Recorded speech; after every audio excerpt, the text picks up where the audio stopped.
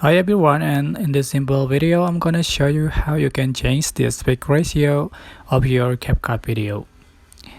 So open the CapCut apps and select new project, select videos, photos that you want to edit, and for example I'm going to open the project that I created. Alright, so to change the aspect ratio you can select the ratio below. So you can select aspect ratio available here according to your needed. For example, if you are if you want to make the the TikTok content, you can select the aspect ratio for TikTok, especially for TikTok 9:16.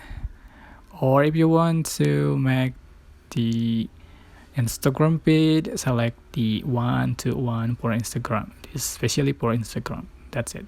And you can use your fingers to resize your videos, click check marks, and that's it.